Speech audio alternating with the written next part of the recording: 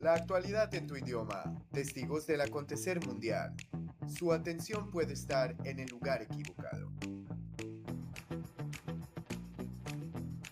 Aquí comienza Current Affairs, líderes en información.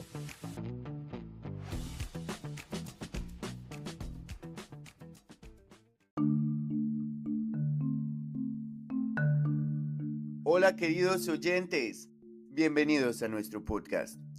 Un saludo muy especial a todos los hispanohablantes en Latinoamérica, España, Estados Unidos y alrededor del mundo.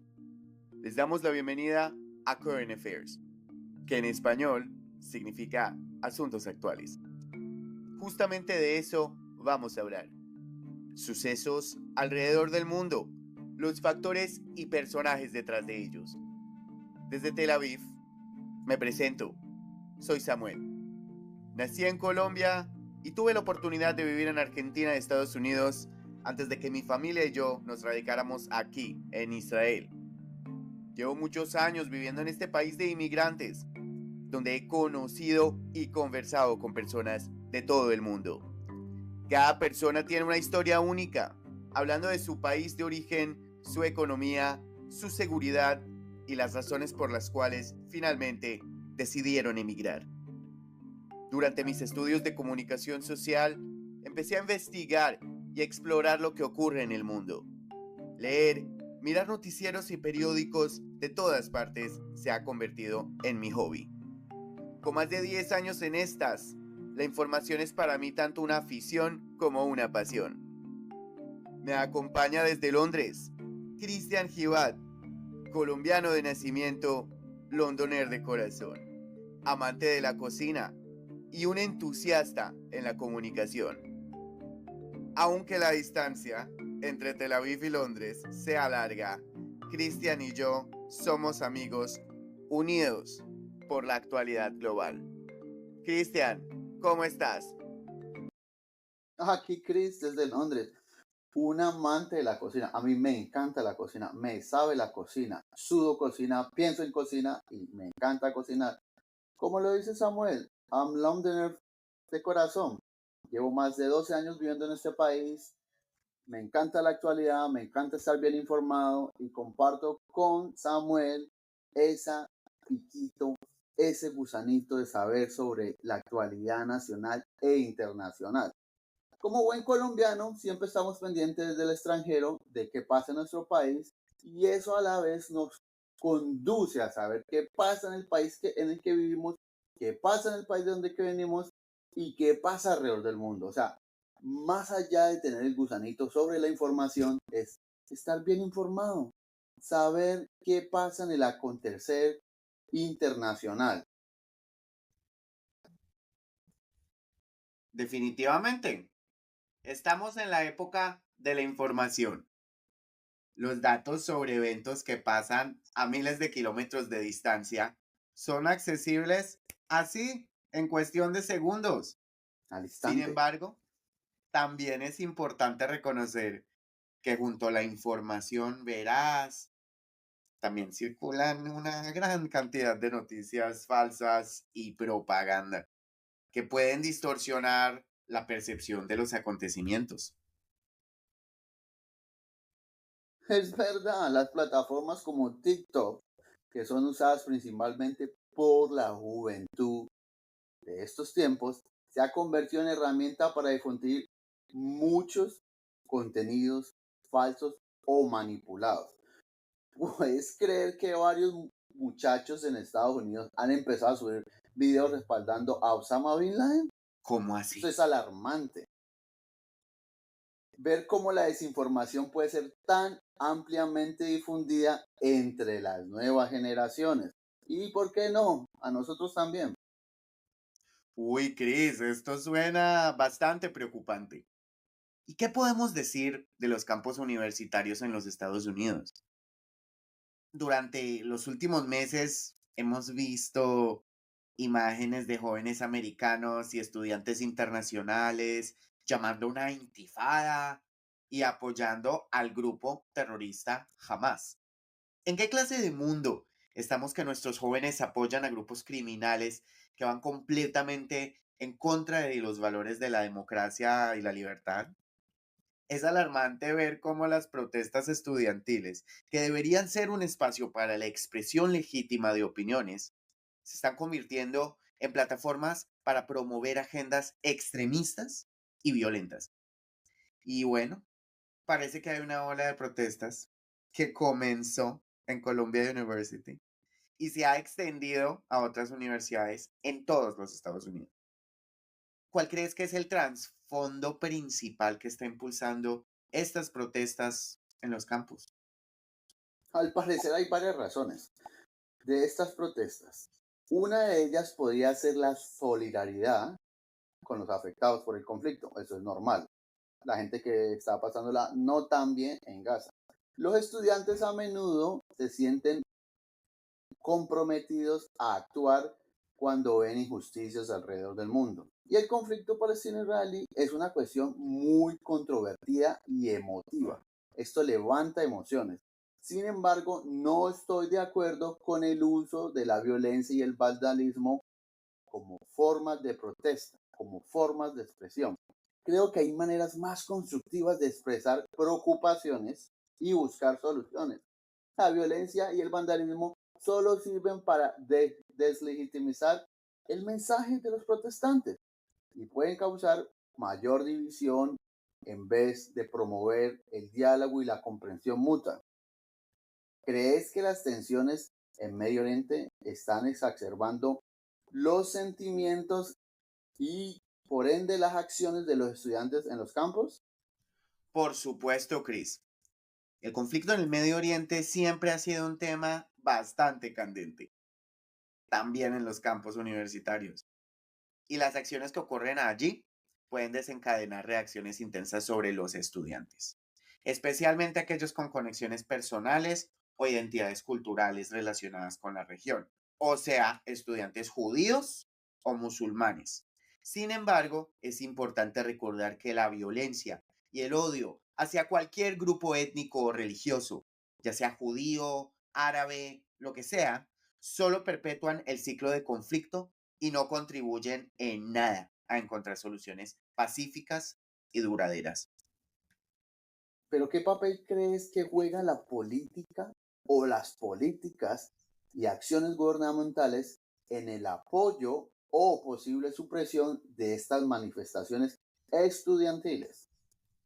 Bueno, primero que todo, tenemos que saber que hay un papel significativo en la política de la libertad de expresión en los Estados Unidos, que puede respaldar el derecho a muchos estudiantes a manifestarse.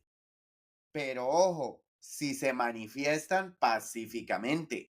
Sin embargo, la libertad de expresión mezclada con la desinformación que hemos visto en plataformas como TikTok y otras, han causado una reacción violenta y antisocial entre estos manifestantes.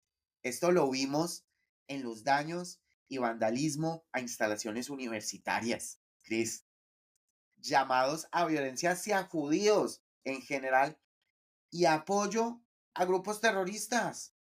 Es importante que las autoridades encuentren un equilibrio entre proteger la seguridad y el derecho de los estudiantes a expresar sus opiniones de manera pacífica. Esto no está pasando claramente en estas instituciones educativas. Oh, entonces, ¿cómo crees que las universidades deberían abordar estas protestas? Obvio, las preocupaciones subyacentes de los estudiantes con relación al conflicto palestino-israelí. Creo que las universidades deberían tomar en serio las preocupaciones de sus estudiantes y proporcionar un espacio para el diálogo y la discusión constructiva sobre temas difíciles como este. Es importante fomentar un ambiente donde se respeten todas las opiniones y se promueva la comprensión mutua. Además, las universidades pueden ofrecer programas educativos y eventos que aborden temas relacionados con el conflicto palestino-israelí de manera objetiva y equilibrada, lo que pueda ayudar a los estudiantes a comprender mejor estas complejidades y tratar de buscar una solución. Concuerdo contigo, completamente, Samuel. Pero, ¿qué es lo que realmente estamos viendo en los campos de las universidades? O sea, ¿cuál sería el trasfondo de esto? La verdad es una situación bastante difícil. Yo creo que el lado que está demonizando a Israel y subsecuentemente a los judíos ha tenido mucho más ruido que el otro lado.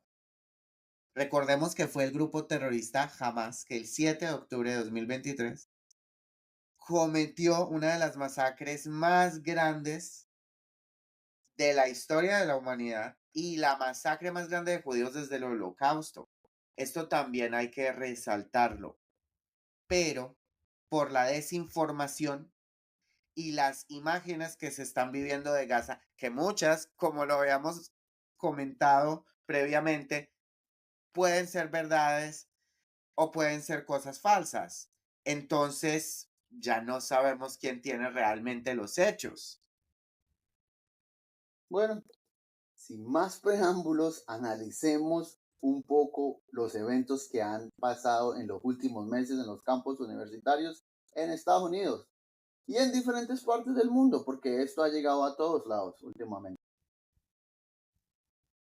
Samuel, ¿qué crees que está causando o cuáles son las causas de estas protestas masivas? Creo que hay varias razones. En primer lugar, hay una preocupación gigantesca por la violencia y el sufrimiento en la Franja de Gaza, por la cantidad de víctimas palestinas. El grupo terrorista Hamas usa a civiles como escudos humanos y eso es alarmante y ha generado una fuerte reacción emocional. Y ahora con los smartphones y la media social podemos ver de manera más explícita las consecuencias de la violencia en conflictos armados. Es que antes mirábamos eh, imágenes reducidas en un periódico. Ahora podemos ver videos de tiempo real y eso genera una reacción emocional muy fuerte y bueno, También pues, parece que hay una creciente sensación de que Estados Unidos está demasiado involucrado en apoyar a Israel. ¿No crees que esto es así? sí, definitivamente. Eh, Muchos de los manifestantes critican la relación muy cercana entre Estados Unidos e Israel. Y muchos de ellos piensan que el apoyo incondicional que los Estados Unidos ha dado a Israel perpetúa el ciclo del conflicto en Gaza. Además, parece que los estudiantes también están presionando a sus propias universidades para que corten lazos financieros y académicos con Israel. ¿Cómo Sí, ves tú esto? es verdad. Las universidades dependen en gran medida de donaciones y muchas de ellas vienen de empresas que operan en Israel. Los estudiantes están exigiendo que estas instituciones corten estos vínculos financieros y también están pidiendo que se rompan los lazos académicos con las instituciones de educación superior en Israel, que cabe indicar son reconocidas alrededor del mundo, como es la Universidad de Tel Aviv o el IDC en Herzliya. Wow. ¿Crees que estas protestas están teniendo un impacto real? Es difícil decirlo, pero ciertamente están llamando la atención sobre el tema y generando debate. La historia nos muestra que las protestas estudiantiles pueden tener un impacto muy grande en la opinión pública y cómo se manejan las políticas después, pero no logran entender la realidad de lo que está pasando, en especial contra quién y por qué se está peleando en la Franja de Gaza. Ese es el problema, Chris. Oh. La guerra contra Hamas, un grupo terrorista que ha gobernado la Franja de Gaza por más de 15 años y que en el 7 de octubre, en medio de un cese al fuego con Israel, decidió por propia cuenta masivamente entrar al territorio israelí y cometer una masacre inimaginable, en proporciones inimaginables, contra la población civil aledaña a la Franja de Gaza. Cabe aclarar que quien perpetró este ataque inicial fueron ellos, o sea, Hamas, quien consecuentemente fue quien empezó la guerra. Precisamente, la Franja de Gaza, uno de los lugares más densamente poblados del mundo, con más de 2 millones de personas en un territorio chiquitico de 365 kilómetros cuadrados. Las políticas hostiles y violentas del grupo Hamas han obligado a Israel a imponer un bloqueo marítimo y terrestre para que no entren armas y otro tipo de objetos hostiles. Sin embargo, la franja ha recibido a lo largo de los años una ayuda económica y humanitaria inmensa por medio de organismos internacionales como las Naciones Unidas, la Unión Europea y ONG diversas. Wow, el mismo Israel ha dado energía. Por supuesto, es el principal el que le proporciona más energía a la Franja de Gaza. Ahora vamos a hacer una pausa y después de eso vamos a analizar un poco los eventos que pasaron el 7 de octubre en Israel como causa de la guerra en la Franja de Gaza y qué está pasando el día de hoy. A ver si se puede hacer una solución con los más de 100 secuestrados que están en la Franja de Gaza. Y bueno, nos vemos Bueno, después de la pausa. y recuerden, esto es Current Affairs, Conexión Londres-Tel Aviv.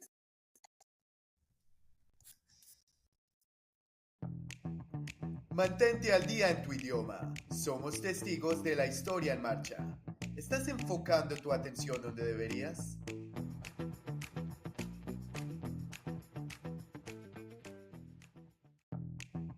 Síguenos en Spotify para un análisis global.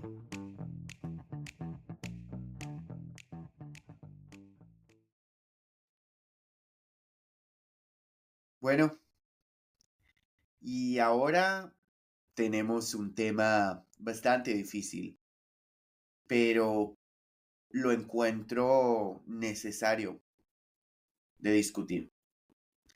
Y bueno, el 7 de octubre, que fue la fecha de inicio de la guerra actual en el Medio Oriente.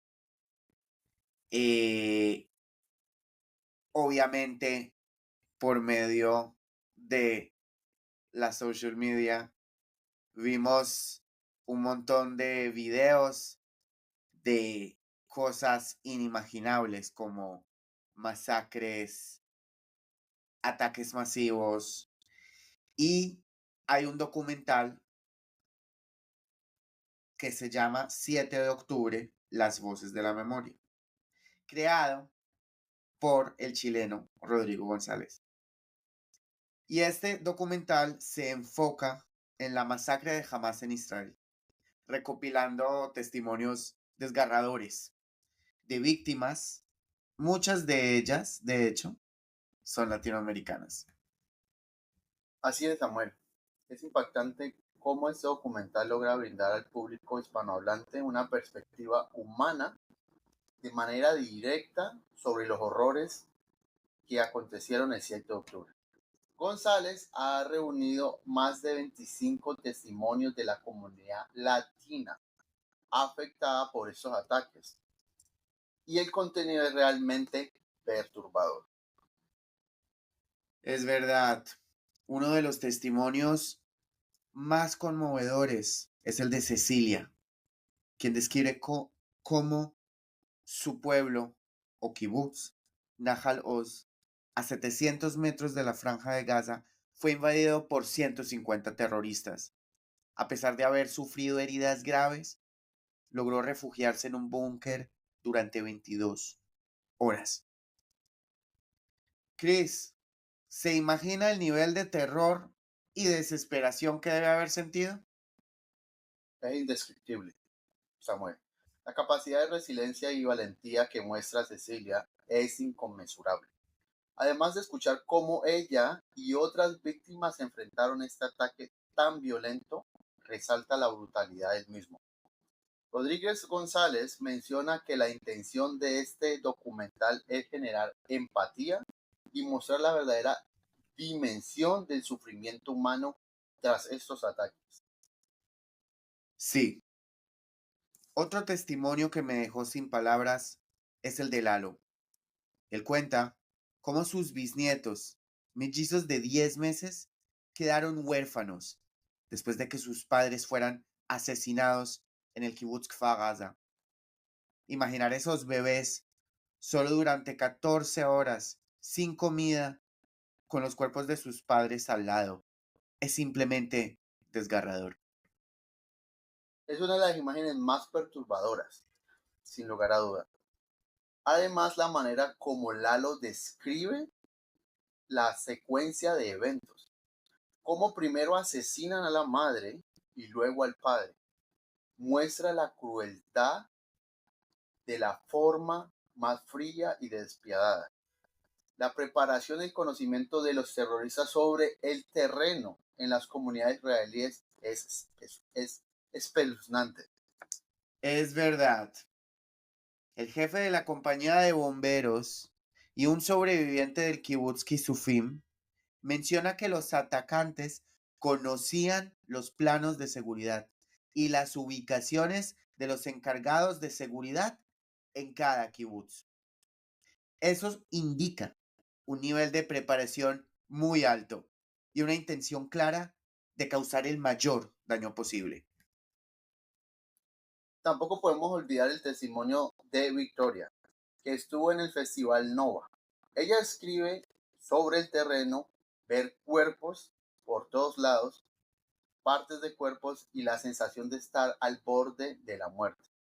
Dice, cito, lo que pasó ahí no fue una guerra, sino un acto de sadismo, con mutilaciones y violaciones que son difíciles de imaginar. Victoria menciona algo muy importante, la diferencia entre una guerra y lo que sucedió. Su testimonio resalta la brutalidad y la deshumanización de los actos cometidos. Estos testimonios son cruciales para entender el nivel de barbarie de lo que ocurrió y para que el mundo no olvide lo sucedido. En efecto, tenemos testimonios como el del médico cirujano Juan, que esto solo añade otra capa de horror. Describe cómo una madre vio a su esposo ser asesinado y luego a su pequeño recibir un disparo en la cabeza.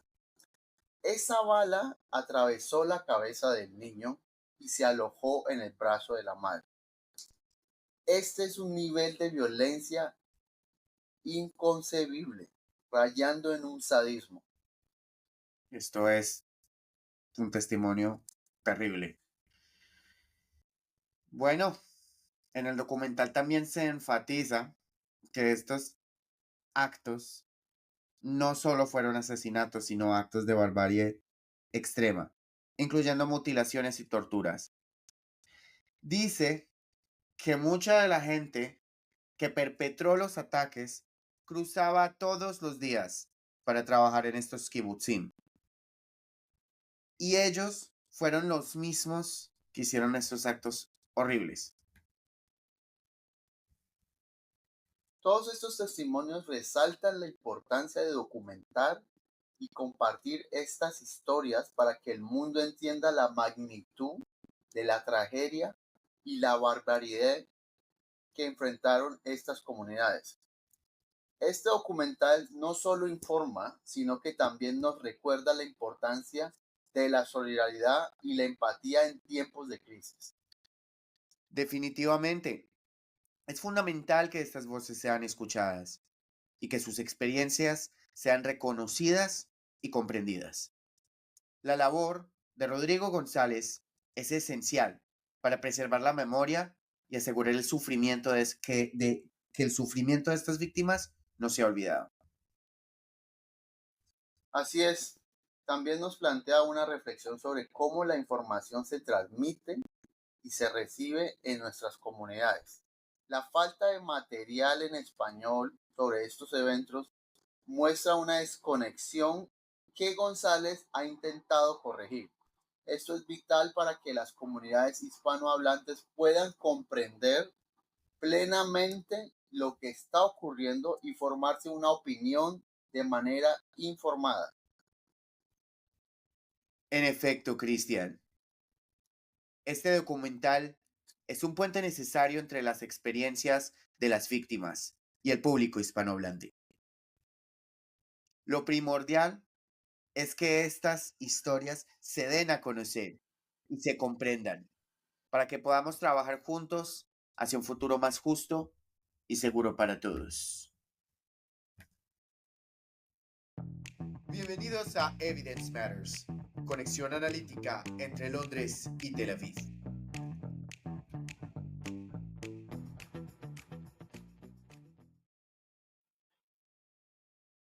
Hemos llegado al final de este episodio y no podemos dejar de subrayar la terrible magnitud de los ataques del 7 de octubre. Las historias que hemos compartido hoy son un testimonio vivo de la brutalidad y el sufrimiento que enfrentaron las víctimas. Es crucial que no olvidemos estos eventos y que trabajemos para que nunca vuelvan a suceder. Así es, Samuel. Además, no podemos ignorar las protestas pro-palestinas que han llevado a cabo en diversas partes del mundo. Lamentablemente, en muchas de estas protestas se ha visto una retórica antisemita que no contribuye en nada a la búsqueda de la solución pacífica. La violencia y el odio solo perpetúan el ciclo de sufrimiento. Es verdad, Cristian.